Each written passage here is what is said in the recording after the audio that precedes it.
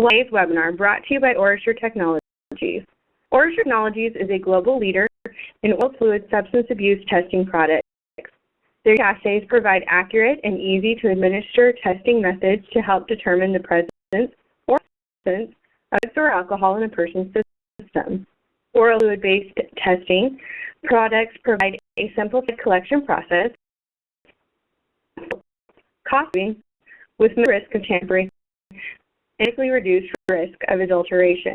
The oral fluid drug test is an FDA-cleared laboratory-based oral fluid drug testing system that enables accurate testing for drugs of abuse, including marijuana, cocaine, PCP, amphetamines, barbiturates, benzodiazepines, methadone, and opiates.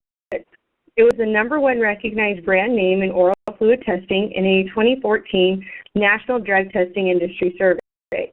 With an easy-to-administer collection process, Intercept is ideal for workplace, criminal justice, drug treatment centers, and clinical setting screening programs, among others.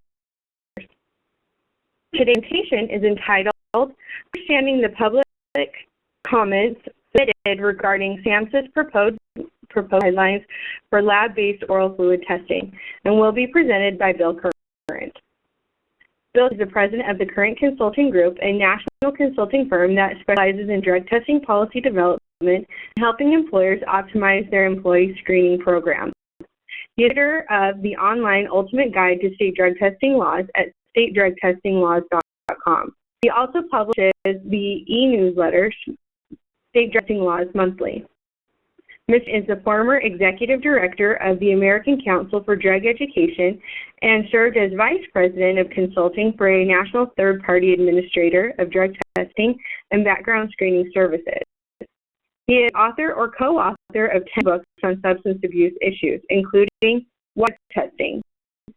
He also is the annual Drug Testing Industry Survey, now in its 17th year, the results of which will be presented at the SAPA conference in September. It's a pleasure to hear from Bill Current. And welcome everybody who's on today's webinar. As always, I'd like to acknowledge Orasure Technologies for sponsoring their monthly webinar series, and in particular for bringing this topic to a webinar presentation. Review comments that were submitted to regarding the proposed guidelines for lab-based oral fluid testing. There's been a lot of buzz in the industry about the proposed guidelines, and we are right now in the process of conducting an annual survey of the drug testing industry, as Jessica mentioned, which we will present at the SAPA conference in September. If there's anybody on today's call who would like to participate in that survey and you haven't received the survey in your email, please know we would be happy to have you participate. And if there's any out there who's received the email and you haven't filled out the survey yet, please do so. We would very much to have your input and opinions added to this year's survey. We are, as Jessica mentioned, talk about the comments that were submitted as a follow-up to the release of the proposed guidelines. A lot there. I've got some slides coming up that are going to talk about that, but just background to make sure that we're all on the same page. The proposed guidelines for lab-based oral fluid testing came out May 12th of this year, published in the Federal Register. I just want to emphasize that we're talking about lab-based oral fluid testing. The proposed guidelines do not include the end result or the rapid result point of collection testing devices. This is just for lab-based oral fluid testing. The guidelines, the proposed guidelines, were subject to a 60-day public comment period that came and went, and a lot of comments were submitted. But the proposed guidelines basically focus on 4 key issues and then a 5th area. The 4 key issues are that they would establish standards and technical requirements for oral fluid collection devices. They would establish standards for the initial testing process, the analytes and the methods, for the confirmatory testing process, again, the analytes and the methods, and processes for the review of composite results by medical review officers. And then there are some specific requirements for the federal agencies that the initial version of these guidelines would apply to. Keep that the proposed guidelines would make it possible for federal agencies that conduct drug testing in their workplaces, it's possible for them to collect an oral fluid sample instead of a urine sample. Now, since 1988, the funds have been urine testing only. This would expand that to include lab-based oral fluid testing as well. And I write, this is a direct quote right out of the proposed guidelines, that third bullet. Proposed oral fluid mandatory guidelines provide the same scientific and forensic supportability of drug test results as mandatory guidelines for federal workplace drug testing programs using urine.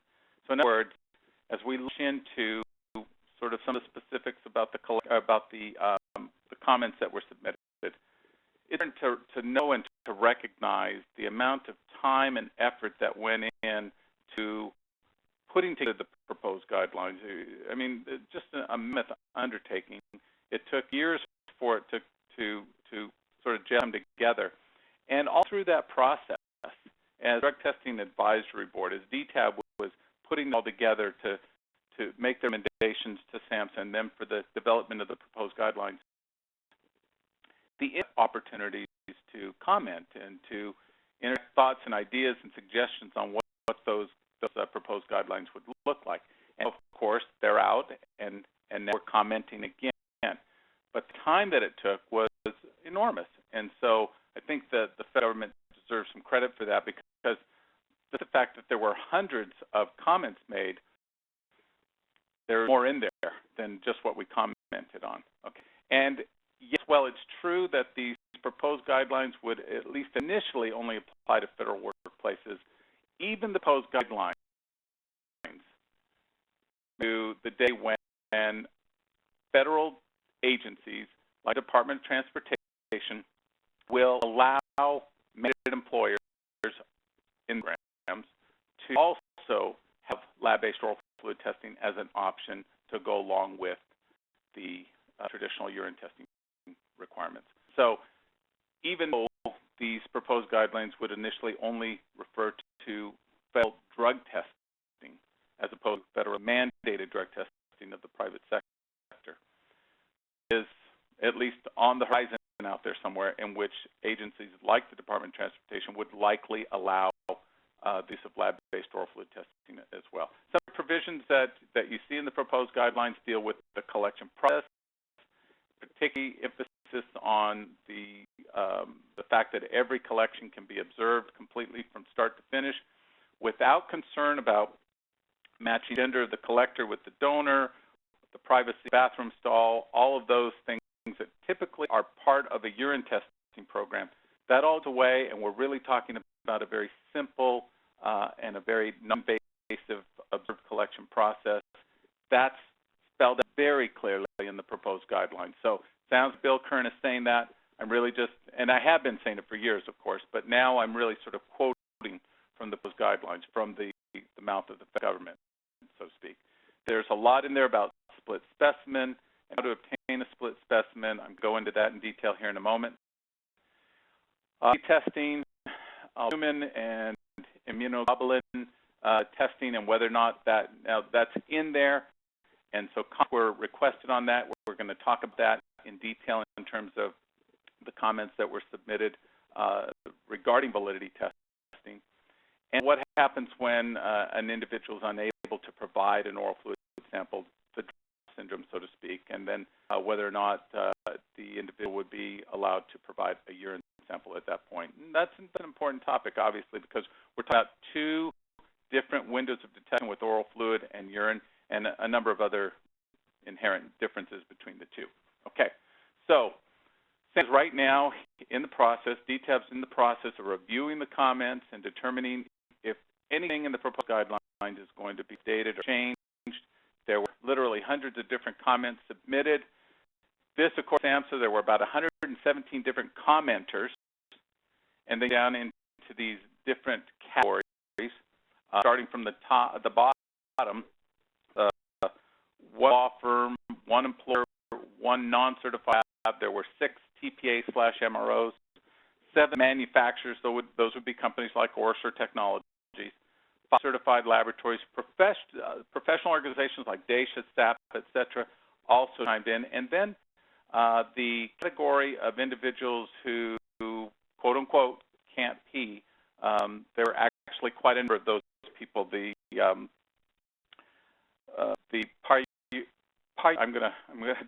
There's a number of tongue twisters in today's presentation. The parasisis folks, if I'm saying that correctly. The individual, then there were a lot of individuals, as you can see, there were 85 individuals who, in that category, have that issue in their lives, or maybe represent people who have that issue, also commented on the proposed guidelines. And then to break it down just a little bit further, these are the main categories that were commented on. Not the only ones, but you had specimen validity testing, proposed cutoffs, THC versus TCA, other drug analytes like the antidopiates, the collection device, the MRO requalification. That was another big one where there were a lot of comments. As you can see, 16 comments in that category as well. So a lot of commenters, a lot of comments on specific topics. We're going to launch into that. Start with adulteration specimen validity testing issue. As we go into that, if you have, remind you, if you have any questions, submit through the Q&A function. Don't get to all of your questions today, and that's a real likelihood because there's so much information. We will to your questions and answer them for you afterwards. Let me also say that I built this slide deck from a summary or analysis of the comments that were made. And so, while the comments were plentiful, I worked off a summary of those comments, and that I was only pared this slide deck down to about 50 or so slides. I think we got 53 slides in here. Just as a rule of thumb, and most of you on the call today know that I do a lot of webinars. What I'll do is I'll factor in 1 slide for every 2 to 3 minutes, or 2 to 3 minutes for every slide.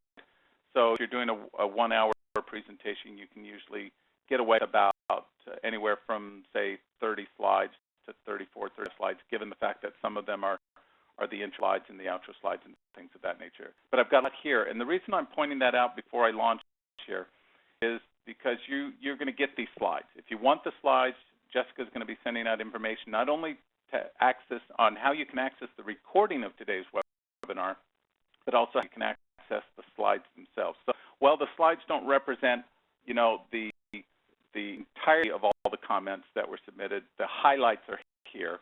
And want more information, just contact me. I'd be happy to work with you on that.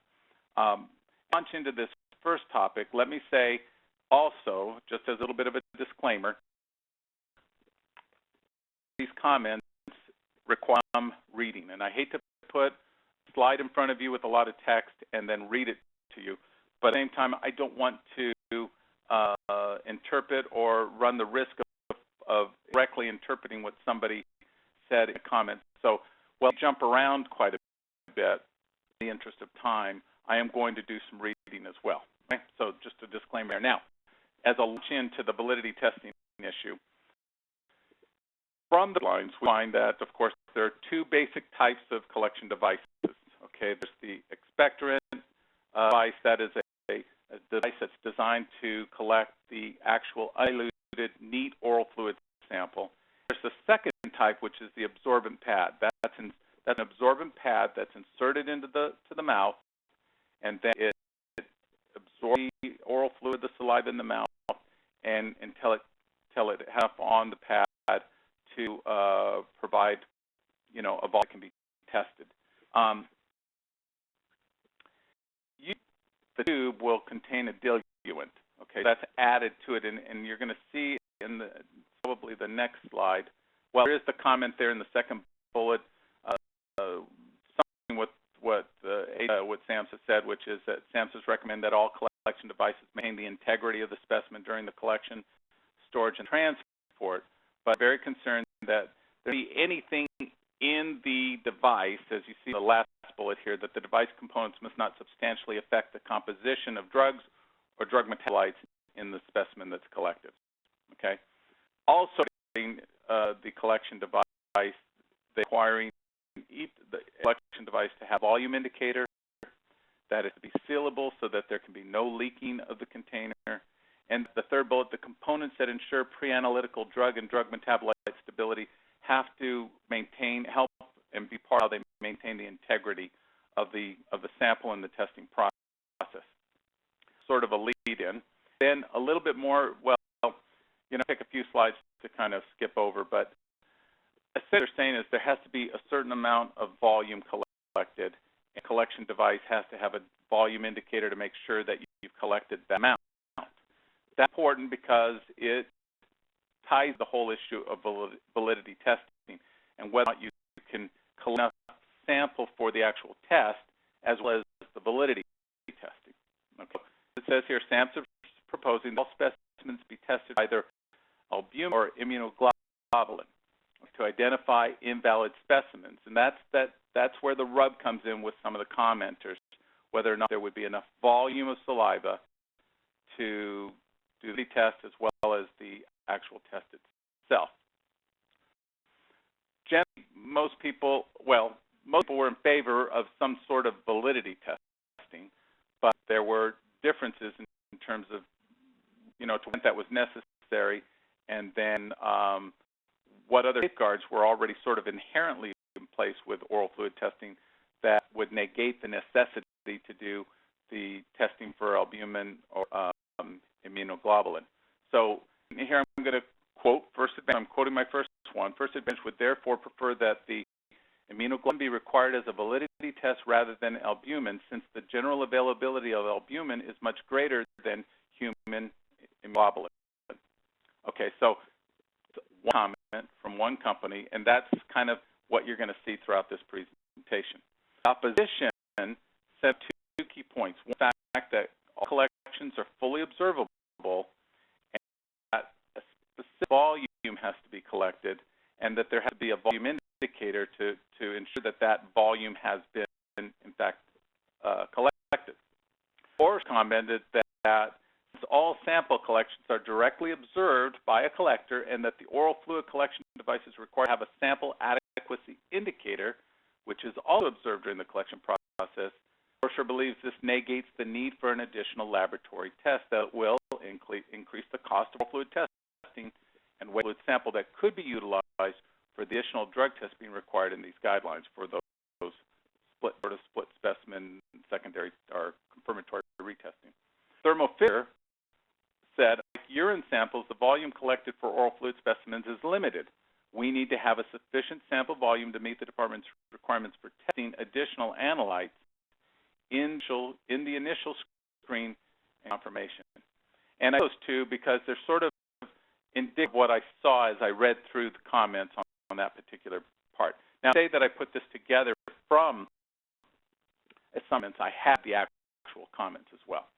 Red toxicology, which is part of ALEER, believes that since the oral fluid collection process requires a visual inspection of the mouth cavity, a 10-minute period, observed collection, and a specimen volume adequacy indicator, the requirement to determine whether albumin or immunoglobulin G to verify specimen validity is unnecessary, and then additional specimen validity testing wastes valuable specimens possibly needed for multiple confirmations.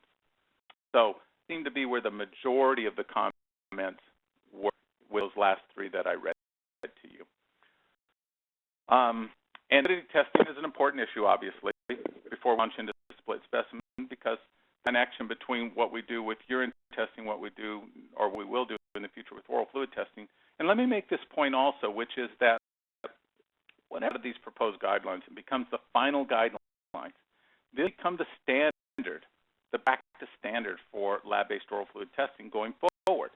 There are no, sort of regular standards set now, obviously, from the federal government, but even as you look at state drug testing laws, there's little in there that's specific to lab-based oral fluid testing. Even states that specifically allow lab-based oral fluid testing, you don't find a lot of guidance specific to oral fluid testing.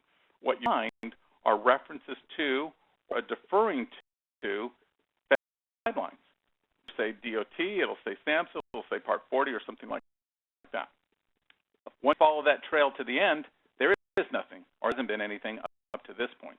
So what's out of these proposed guidelines is very important to the future of our industry and to the future of drug testing with an oral fluid sample. So you're trying to, and obviously SAMHSA is trying to do this as much as possible. If you're trying to match lab-based oral fluid testing requirements with the existing lab-based urine testing requirements, there's going to be some apple pairs as opposed to apples to apples.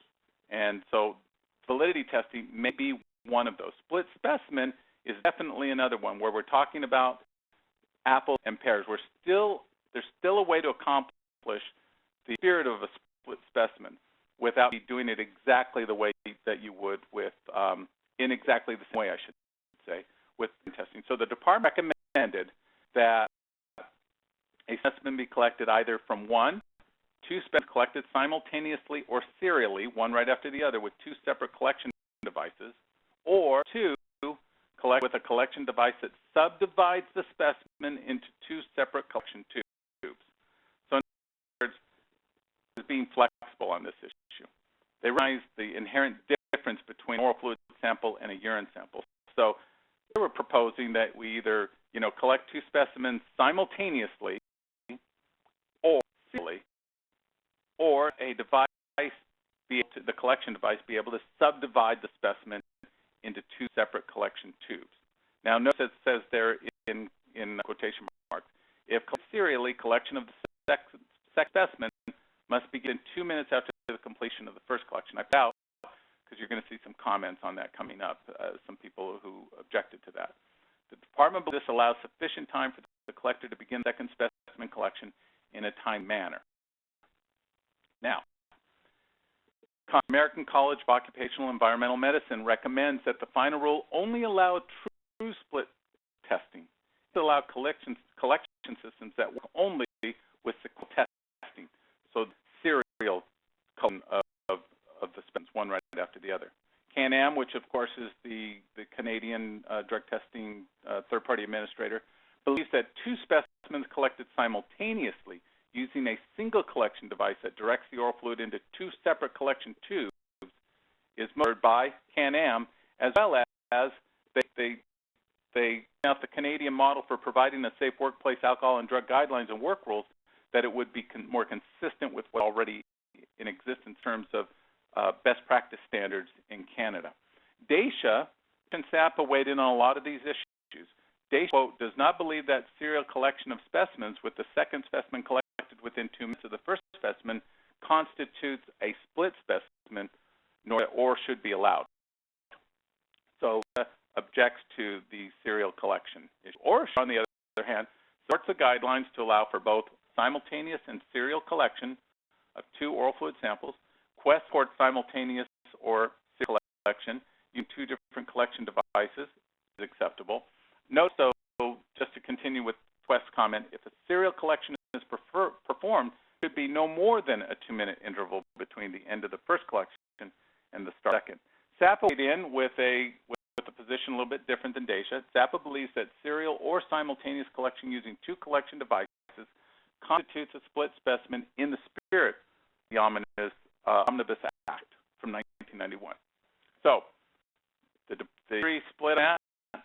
There were more comments from, sort of a bird's eye view from look over all the comments for, suppose either or, as opposed to the position that, one or the other shouldn't be allowed. That is a big issue that will have a direct impact on a number of issues. One, we don't see this type of split specimen detail in state drug testing law when it comes to alternative specimens, but also the time that's involved in collecting the specimen, possibly the cost of devices. If you're collecting a specimen and it is dividing two collection tubes, there could be additional cost there for the user as well. Now, FDA cleared devices go. And again, for this year's industry survey, please participate. Let us know if you didn't receive it so we can help you participate in the survey. Because ask the question about the importance of FDA clearance. Is it important to clients use a device that is FDA cleared, whether we're lab-based oral fluid testing collection devices or whether we're talking about instant testing devices, the FDA clearance come into play.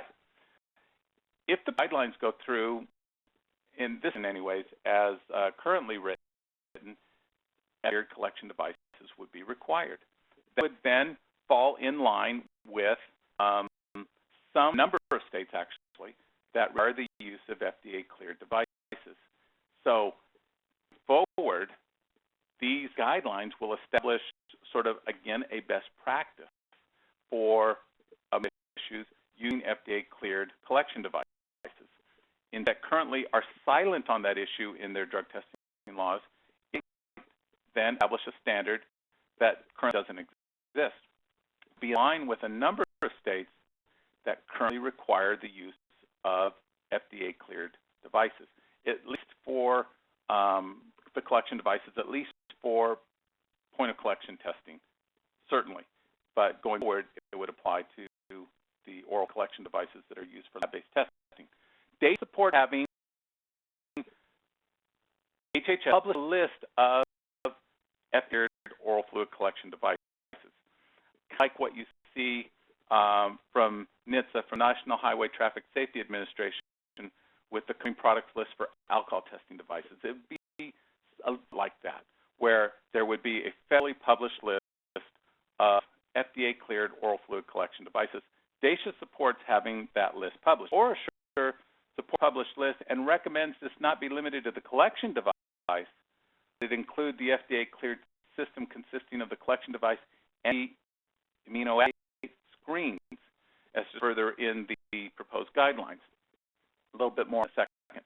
Sadly, that the collection and testing system used in oral fluid drug testing should be cleared or otherwise recognized by A. That FDA-cleared oral fluid collection devices must be utilized by applications used by the general public. However, I should underline that word, however, we use of workplace drug testing equipment in a similar manner to the use of workplace alcohol testing equipment. Since oral drug tests would be performed only by specifically trained and certified operators similar to BATs for workplace alcohol testing, proposes that FDA-cleared devices not be required for workplace oral fluid testing applications. And interesting there. Allison Stockdale, who I think is with the Department of Energy, may have missed that, or got, and I apologize, Allison, if you're on the call today, but she's a senior drug coordinator for a federal agency, said, good here, whenever possible, oral fluid collections share those already established for urine collections. Because HHS does not publish a list of FDA-cleared urine specimen collection containers, but does provide regulation on what a specimen collection container parameters are, it suggested that this information not be published by HHS. To be lost or gained by publishing it, well, some people had some strong feeling on that, and others were a little bit more flexible on it, as you can see. Going to the comment that OraSure made, and if I can just take you back here for a moment, that sort of in the middle, however, we see the use of workplace drug testing equipment in a similar manner to the use of workplace, oh, I'm sorry, as I was really thinking this is, I remember saying that. OraSure's recommending that not a collection device, but the assays themselves, the collection, the screen system, all be FDA cleared. So in other words, it wouldn't be enough to simply use an FDA cleared collection device, but the assays that you test for in the laboratory, they FDA cleared as well. So THC, cocaine, et cetera, you know, you'd be looking at FDA cleared assays, or the entire collection and testing system together be FDA cleared. Here's what the course said about that. Section 9A1 indicates the initial drug test may be an amino assay without qualification as an FDA cleared amino assay. LabCorp requests that the department clarify the intent. And then they give us an example. If an assay can be utilized as a laboratory developed test or a modified test, what are the additional requirements, if any, to use these formats? That question. IMS requests a clarification also for subsection 2, which allows an initial test to use a technology, spectrometry or spectroscopy. Therefore, does such a test have to be FDA cleared? What performance claims would be necessary? That's a good question. Previously, initial and confirmatory testing were to be performed using two separate techniques based on different chemical principles. Had that requirement been eliminated? Again, at trying to, align these new oral fluid testing guidelines as much as possible with the existing urine testing guidelines. It's possible to screen and confirm with the same technique. Would not cause any error in the first assay to be repeated in the second. Good questions to bring up. Probably got the attention of SAMHSA and DTAB. Orator understands that the FDA will not clear an oral fluid collector without an associated assay. So in other words, the connection between the collection and the testing. Or agrees with the FDA that when an immunoassay screening drug test is utilized in the testing process, the immunoassay and oral fluid collection device need to be FDA cleared together as a system. And then a little bit. OraSure recommends that SAMHSA require that all immunoassays used to screen oral fluid samples must be FDA cleared with the oral fluid collection device as a total system. And basically, as you see, Quest, based on current FDA guidance, Quest recommends that both the collection and the testing system used be clear, otherwise recognized by the FDA. So again, you see the industry split on this issue. A couple of the manufacturers, especially OraSure and Quest, who are very prominent in the manufacture of oral fluid collection devices and testing systems, want to see between both the device and the assays that are being tested for. Important to some other organizations. Some kind of general collection issues, and I go through my presentation. I'm always looking at the clock so I can see we're about halfway through, and we are only on slide 33. Not bad. We've got about 20 more slides to go. On wasting time to collect a second specimen, these were the comments. Draeger's suggestion. Draeger had some interesting angles to their view of the oral fluid testing guidelines. Draeger suggests this requirement may not be realistic. We would propose the time interval be extended to 10 minutes. By then, a result of the initial test is usually developed, and based on this result, the operator can decide if a second sample should be collected. If the 2 minutes remain in the guidelines, this would mean that a second sample has to be collected in every instance, independent of the initial result. And then they make this point. This would result in doubling the cost due to the permanent use of two collectors. Interesting. Last, the requirement for a seal collection to begin within 2 minutes of the first collection may be difficult to monitor and may have qualitative and quantitative differences in specimens. How will this be monitored? Very good question, very legitimate concern to bring up. And there were a lot of comments on that issue. Same the rinsing the mouth requirement that's in the proposed guidelines. Draeger believes that in order to effectively collect oral contents, even with dry mouth conditions, oral fluid collection devices exist. They're designed with rigid, porous, capillary material. Training procedures for these collectors state that valid test results are obtained when volume adequacy indicator is activated or after a maximum of 4 minutes of sample collection activity. Interesting. These procedures specifically instruct against offering the water to rinse or drink.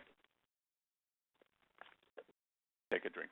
LabCorp uses this section mirrors the urine mandatory guidelines with regard to permitting the donor to hydrate if unable to provide a specimen. This raises several questions. You saw a lot with LabCorp's comments that they commented by asking questions. Is evidence that hydration improves the ability to provide an oral fluid specimen? Does hydration contribute to sample dilution? Will hydration be allowed between serial split collections? Interesting. Now, to provide a sample, or states that it considers this amount of time to be excessive. It may lead to employees missing additional time out of work, costing the employer both time and money. The donor with dry mouth should be provided up to 8 ounces of water, and the collection be conducted after 10 minutes from consumption of this water with no additional time allowed for this process, as it negates one of the benefits of performing oral fluid collections. Remember, we've been talking about this for years, right? One of the benefits of oral fluid testing in general is that whole process of bringing somebody into the location in your workplace where you're going to collect the oral fluid sample and have an individual, in the case of, say, a random drug test, having them back at work within 10 to 15 minutes, tops. And so if you're adding to that process, it may negate one of the benefits as normal for oral fluid drug testing, the collection minimizing time away from work. Quest on to say, for donors unable to provide the volume required by the collection device being utilized, Quest suggests the department consider an immediate collection of a specimen. That makes sense, especially if you're also in the urine collecting business, okay? The American College of Occupational and Environmental Medicine, quote, we're talking about standardized collection device. This is a really important topic here. Let me just say, because there are some in the industry who believe that should be a standardized collection product, others who sort of the fact that there are different products on the market with different benefits to them. Occupational and Environmental Medicine, quote, there are different devices on the market that are used for oral fluid collection. In discussions with our MRO members and all with a wide variety of collection personnel that we oversee, it is the association's suggestion that a consistent device be used for oral collection. Minority position there. First Advantage, however, believes that more than one device should be approved by the FDA to ensure competitive and pricing as well as ongoing product availability, and it becomes an issue, right? We're not about it today, but I'm doing a webinar in a couple of weeks, sponsored by OraSure with SAPA, just for the SAPA conference, and we're going to talk about the projected volume or growth of oral fluid testing these regulations become final, once these guidelines become finalized, and we're going to talk about it from the perspective of return on investment as an employer utilizing oral fluid testing, as well as a provide testing services from a sales and profitability standpoint. What's here, though, goes to First Advantage's comment here, is that in the proposed guidelines, and again, get into a lot of the details, but I will share a couple of numbers with you. In the proposed guidelines, SAMHSA checks volume levels initially and then after about a 4-year period. Within federal government, which is basically a small number of about, I think it's 150,000 federal drug tests conducted annually, as federal mandated programs like DOT. Now we're talking about millions of drug tests being processed every year under the T regulations. I think somewhere in the neighborhood of about 6 million. Basically, what SAMHSA projects in the proposed guidelines is that about 3 years down the road, we're going to see about 25 to 30% of the mandated market switch to lab-based oral fluid testing, meaning that there would be well a million DOT drug tests, if you will, that are lab-based oral fluid testing. What they recognize in the proposed guidelines, and it's really not really their area of interest, but that this is out in our industry survey from last year, and we're already seeing a little bit of it in the early results of this year's industry survey, which is that volume's already going up in the non-mandated world. So the non-mandated drug testing market, we're already seeing not only an increase in interest in lab-based oral fluid testing, but an increase in sales. And furthermore, once the proposed guidelines are finalized, which take time for them to actually go into effect. I've got a slide at the very end on that, the time frame for this. Become finalized, before they become totally, completely implemented. You're going to increase in employers and drug test providers encourage employers to switch lab-based oral fluid testing. So whereas the federal government projects 25 to 30% of DOT mandated and NRC mandated drug test switching to oral fluid, you're going to see at least that much in the non-mandated arena. And people know and understand that DOT drug testing is less than 25% of the total volume of the drug testing, the workplace market for drug testing. So, you know, the real opportunity here, if you're in the drug testing business, if you're a TPA lab, is your non-mandated clients. Well, First Advantage believes that having more than one device cleared by FDA not ensures competitiveness and fair pricing, but the ability of product. As the volume of employers out there increases, that want to do lab-based oral fluid testing, you got to have the product there to do it. And so, choices of collection devices is what First Advantage is talking about there. not limiting it to a single type of device. Now, here on testing for marijuana for THCA versus THC. And, I've got time to get into a couple of slides here. So the question whether or not we should be testing for THCA versus just THC. This has had a very strong position on that. States the preferences provided in the guidance further show that THCA textuates the possibility of the passive exposure defense. Therefore, its inclusion in the program should be mandatory to determine marijuana use. Laboratory instrumentation required for the analysis of THCA in oral fluid is widely available, according to analysis, and can be to routine laboratory testing. Okay. Now, not everybody agreed with that comment. For the First Advantage Medical Review Officer team believes that the experimental evidence, and these are their words, experimental evidence presented casts significant doubt on the capability of the laboratories to consistently test for THCA with accuracy, sensitivity, validity. A suggested preferable approach would be to lower the cutoff for THC, which in effect lengthens the window of detection. We didn't see us supporting that position, but there were a few. CanAm, the Canadian TPA, their chair, Dr. Demers, would be reluctant to test for THC as testing for the active parent drug is one of the defining characteristics of oral fluid testing. And that's about that all the time, right? That with a fluid sample, you can test for the parent drug as well as the metabolite of the drug. And so Dr. Demers is encouraging us not to get away from the benefit of oral fluid testing. Or since the risk of detecting passive exposure to marijuana is extremely low, there's no need for a confirmation assay of delta-9 tetrahydrocannabinol 9-carboxylic acid. I'm sorry, THCA, I should have just said that. Few laboratories are able at this time to test for THCA. In occasion 38 of the 2015 NLCP Oral Fluid Pilot PT Proficiency Program 2, only 2 of 18 participating laboratories reported results for THCA.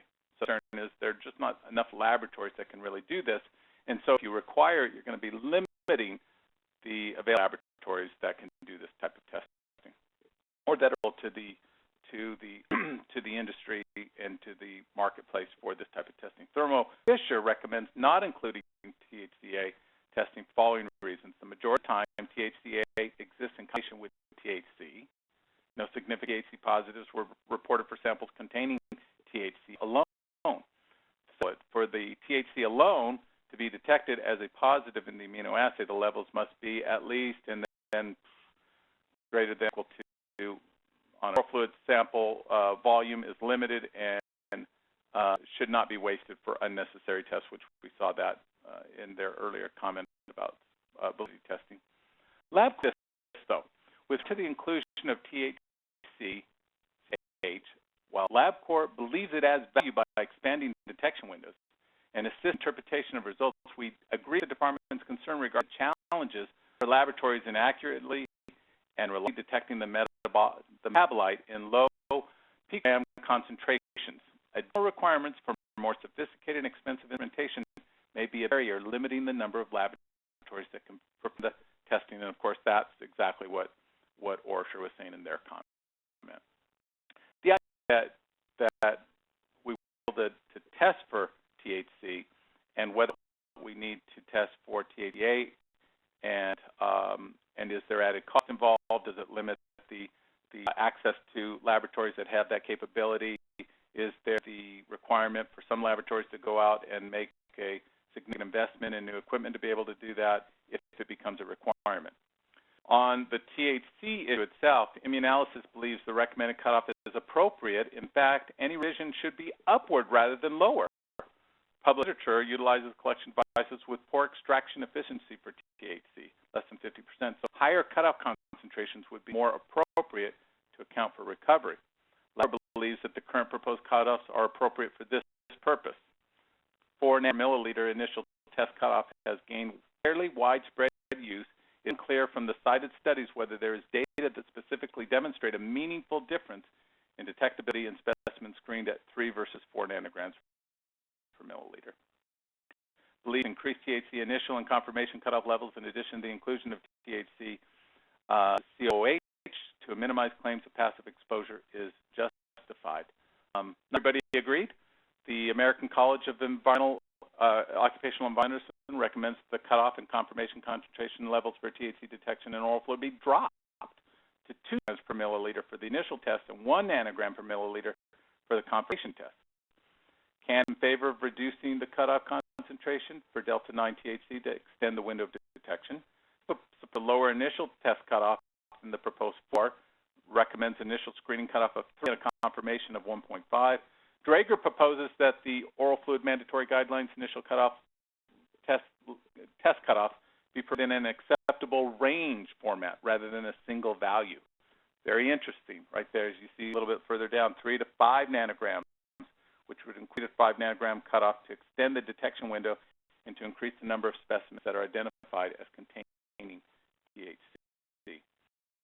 Okay. Or shows us 3 nanograms per milliliter. So in line with a couple of what we just read, the majority of THC positives are near the cutoff, and by increasing the cutoff to 4, there will be a reduction in the THC positivity rate. In addition, the data cited in the executive summary on page 32 that urine and oral fluid cutoffs for THC are comparable was Term Request, who uses a 30 nanogram per milliliter screening cutoff. This is interesting. So, and I just did a webinar on this just recently for SAMHSA. One of the things over the years has been that when you switch to lab-based oral fluid testing or switch to oral fluid testing generally, you're going to see fewer positive results because of what was falsely assumed to be the inability to detect THC accurately at certain cutoff levels to the cutoff levels used for urine in oral fluid sample. Well, there's been a lot of documentation, peer-reviewed empirical data that shows that the rate between oral fluid and urine is substantially similar, to use the words from the proposed guidelines. I mean, always much the same. But that for THC in particular, you sometimes actually end up with higher positivity results with oral fluid than you do with urine.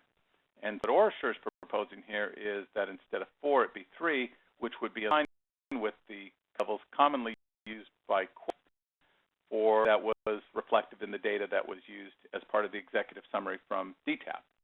Thermo Fisher, goes on to recommend low THC cutoff concentration to 3 for the following reasons. The positive rate for THC in oral fluid specimens was increased from 4 in 2012 to 5.1 in 2013 as reported by Quest as part of its drug testing index. We saw that, right?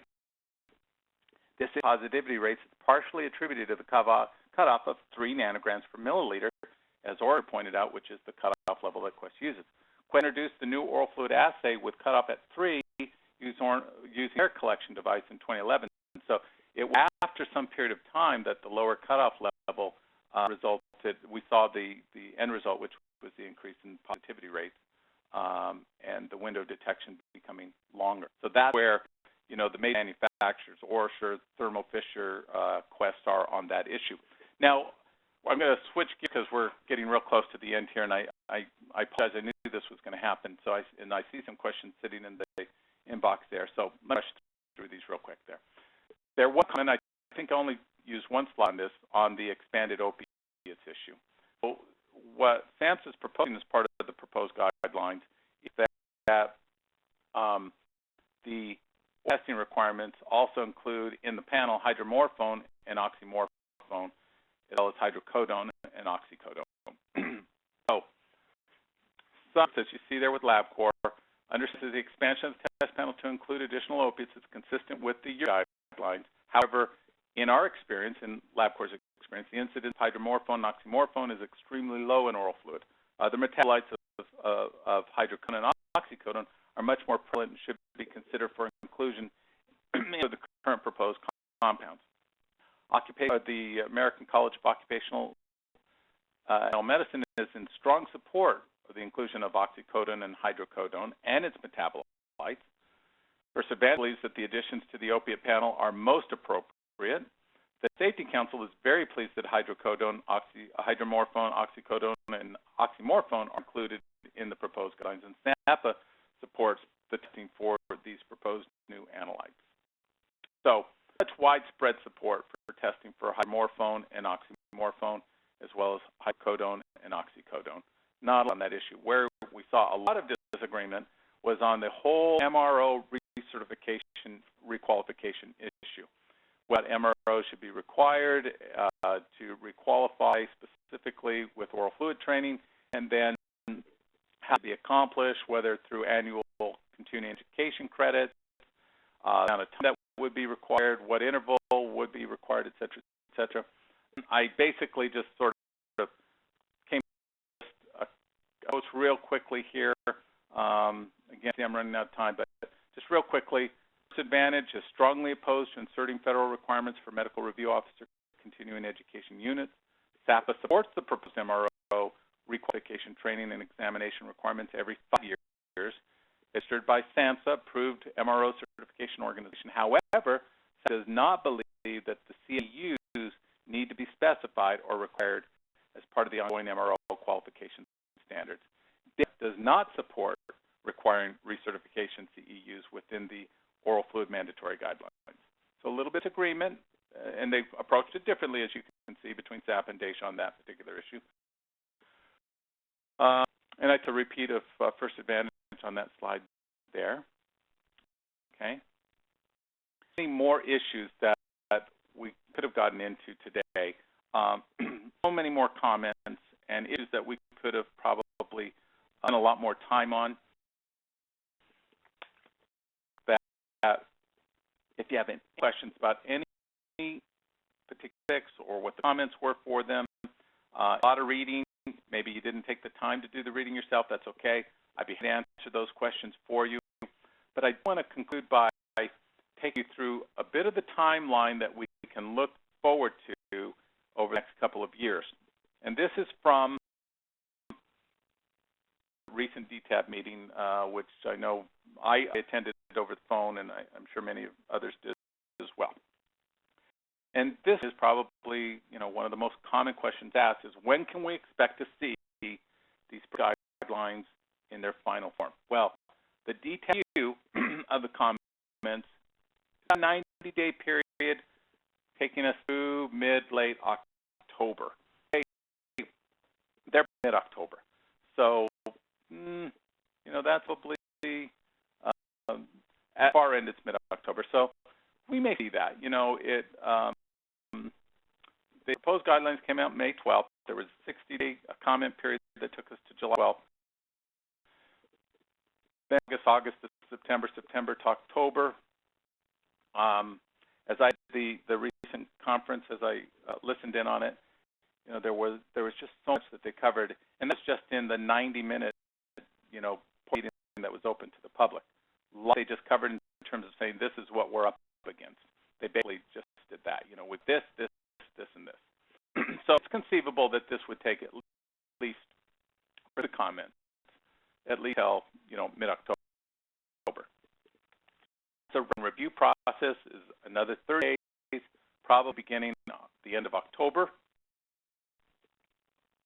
Agencies, 30 each, total of about 160 days. So that's a good chunk of a year there, 165 days to give all of these various agencies an opportunity to review. To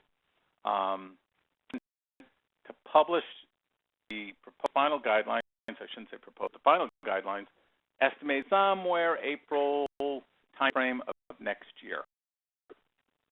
Then work begins, and that's not to discount what's happened so far. But now talking about laboratories becoming certified through HHS, through SAMHSA for lab-based oral fluid testing. So there's an implementation period at that estimated April publication in the Federal Register, if in fact it happens by April. But let's say that it does. So looking at anywhere from a year to 2 years from that April 2016 time frame before you're going to see a complete implementation of the regulations for lab-based oral fluid testing for the oral fluid mandatory guidelines to literally go into effect. But the important point that I want to make as we conclude today's presentation. I've been taught lab-based oral fluid testing for a long time. And over the list of attendees for today's webinar, I see a lot of people that I know, a lot of people that come to the DAISH and the SAMHSA conferences. When sitting through presentations by representatives from various federal agencies, particularly DOT, and Patrice Kell always does a fantastic job at DAISH and at SAMHSA. But has anyone been to really tell us precisely, what's going to happen and when it's going to happen? Now, proposed guidelines, and we can see the public comments that have been submitted. We know DTAB is reviewing the comments, and then SAMHSA will review the comments, and they'll review DTAB's comments on the comments. And so there are going to be changes. There are going to be additional things added to, taken from, or changed in those proposed guidelines, the way it works.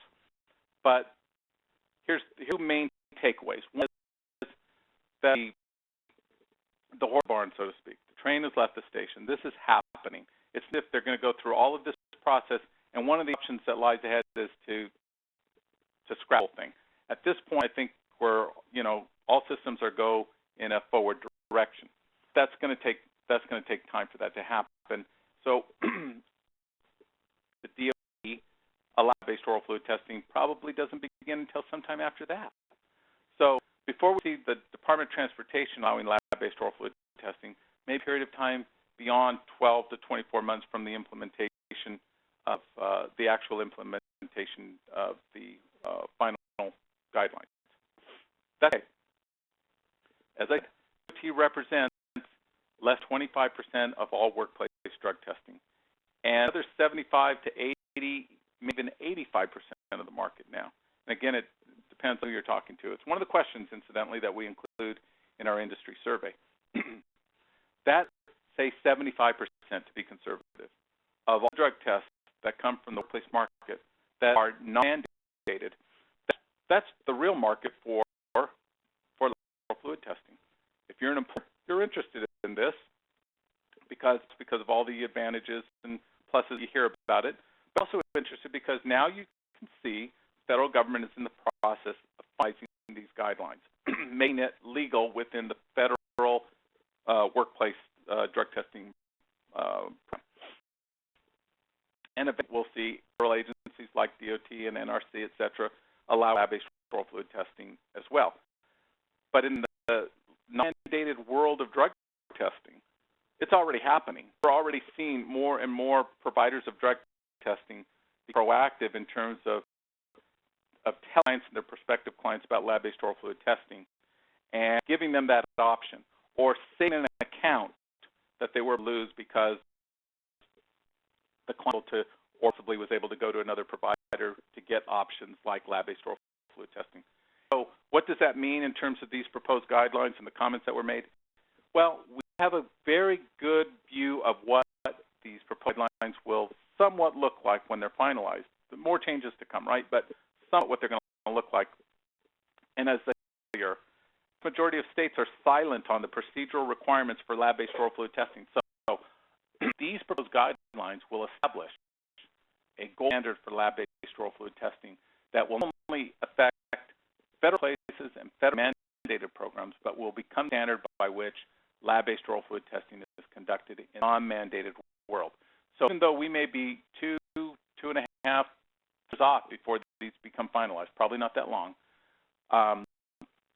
they standard by which you providers implementing or working with clients to implement programs in the immediate future, because our guidelines in place that are going to be substantially the same finalized by the federal government. Change, but similar to what we're looking at today and the comments that we saw today. So the train has left the station. This is really an exciting time in the history of the drug testing industry. As SAMHSA put out, it's been urine testing since 1988. Now we've got an alternative specimen, and a portion of that DTAB meeting from last week was devoted to the hair testing as well. So we'll see that on the horizon as well, coming out of DTAB and through SAMHSA, et cetera. that combined for today, I'm going to turn it back over to Jessica, but before I do, I just want to once again thank OraSure Technologies for sponsoring and putting on their monthly webinar series and bringing this information to the industry. Also, I want to just really strongly invite and encourage anybody who's on the call today, contact us to let us know that you'd like to participate in the survey. There's still room for more companies to jump in and share their opinions and ideas about the drug testing industry, so we welcome your input. Thank you again for joining us today, and with that, I will turn it back over to Jessica, with instructions for how you can access the slides and the recording of today's presentation. Bill, and on behalf of OraSure Technologies, we hope that you have found today's presentation informative and helpful. This presentation was recorded, and you will receive instructions informing you how to access the recording. If you participate in the industry survey and have not had a chance to participate yet, please email me at info@currentconsultinggroup.com. That's info@current, C-U-R-R-E-N-T, consultinggroup.com. Thank you for your attendance today. This concludes today's webinar.